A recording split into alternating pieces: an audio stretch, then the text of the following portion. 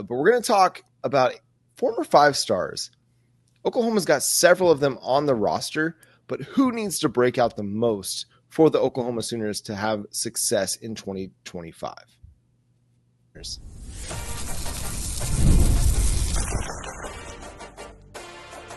You are Locked On Sooners, your daily podcast on the Oklahoma Sooners. Part of the Locked On Podcast Network, your team every day.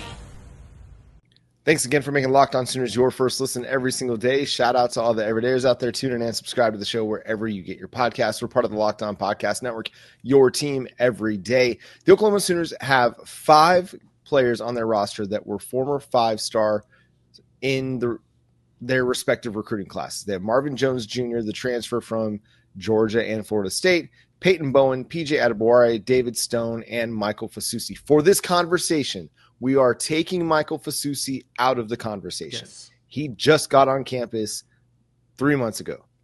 So we're going to give him the benefit of time and development and not worry about saying he needs to break out as a true freshman. Okay, so we're going to do that. So, Jay, of the 4, David Stone, PJ Adebawore, Peyton Bowen, and Marvin Jones Jr., who's the guy you think has to have a breakout season for Oklahoma this year?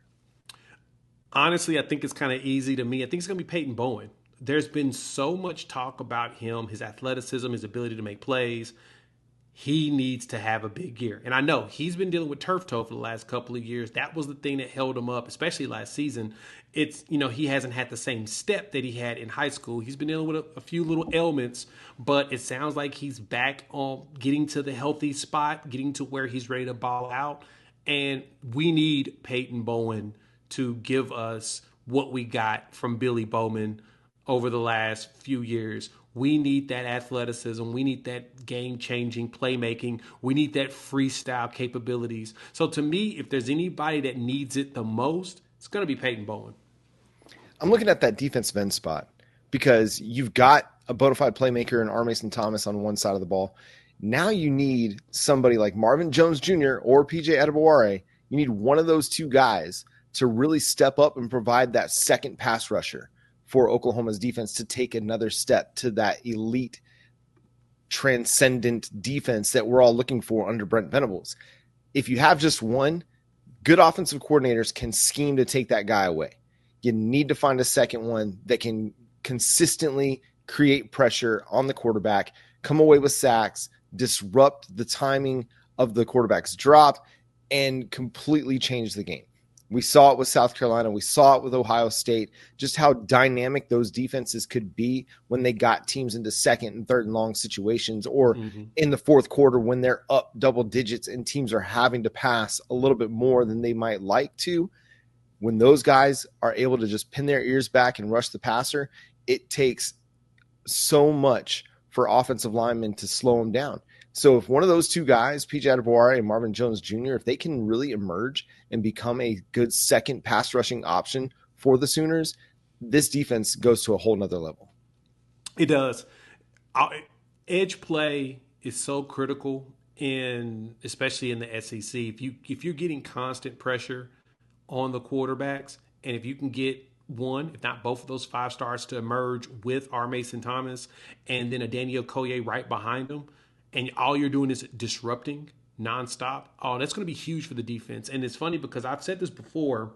I think that the defense won't see that big of a drop-off that everybody's expecting. I know losing Danny Stutzman hurts. Same thing with Billy Bowman, right? Your veterans and Des Malone and Woody Washington and all of that. Totally get it. I think that, losing all those edges we lost in Ethan Downs and Caden Wooler, Trace Ford, etc., you're going to feel it.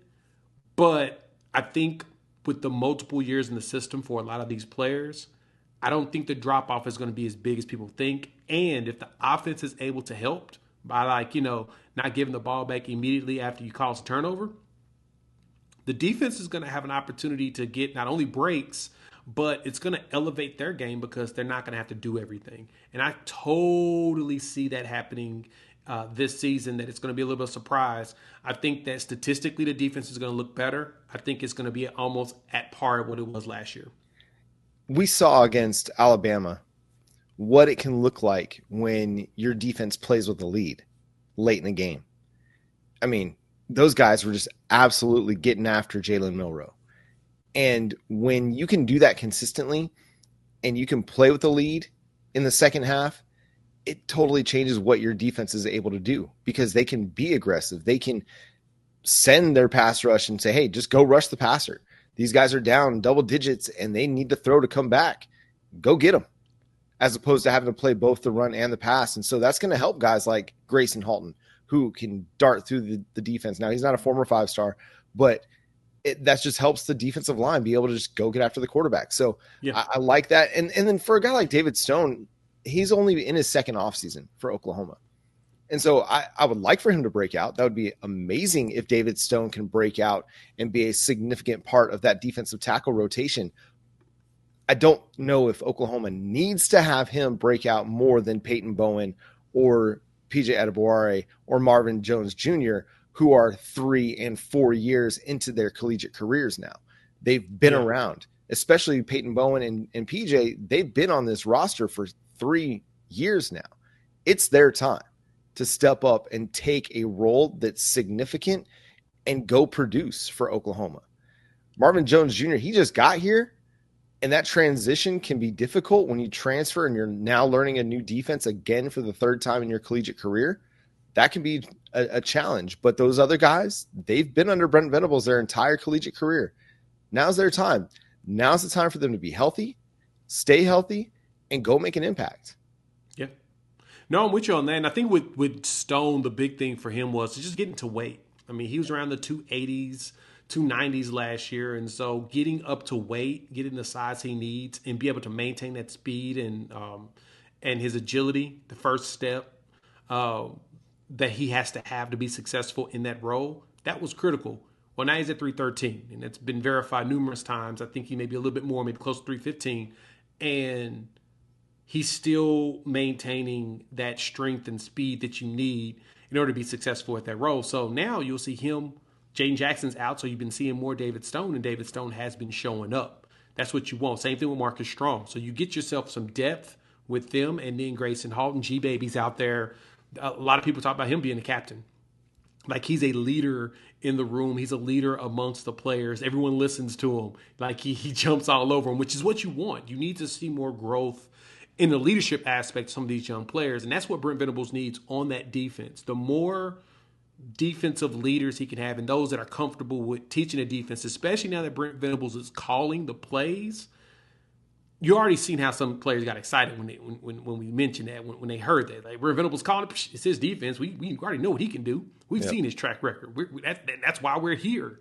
Well, now having leaders to be able to help teach that down and be able to hold each other accountable, I like seeing that. And so for David Stone, it was really execute. And I think that he now has the opportunity. He's going to be able to do that. That's probably where we're going to be. Yeah, and I think it's going to come. I really do. I think he is going to have a breakout year. I think just because Oklahoma has really, really good depth at defensive tackle, it's not as pivotal for him to go have a breakout season, right? Where you still have a little bit of a question at defensive end opposite of R. Mason Thomas. You still have a little bit of a question at safety. You're good at safety, right? You've got good depth at safety, but beyond Robert Spears Jennings, it's kind of young and unexperienced. So you need a guy like a Peyton Bowen. You need Marvin Jones Jr. or PJ Adebawore to break out, because those are areas where you still have a legit question mark because, one, you don't have a depth chart, and two, you don't know who's going to take over Billy Bowman's role or Ethan Downs' role on the defense. So a lot of intriguing options, though. The defense is going to be really good. Mike Hawkins, the father of Michael Hawkins Jr., said on social media, he's like, I think everybody's going to be surprised with how good Oklahoma's defense is going to be in 2024 or 2025, that potentially it could be even better than what it was last year. So that's kind of an exciting potential development. We'll have to see the proof in the pudding when they get on the field this fall, but the pieces are there for Oklahoma to be really, really good on defense once again this season. The Oklahoma Sooners are in the midst of trying to bring in another quarterback for their 2026 recruiting class. Bo Bentley revealed his top 3. We'll discuss that coming up next here on Locked On Sooners.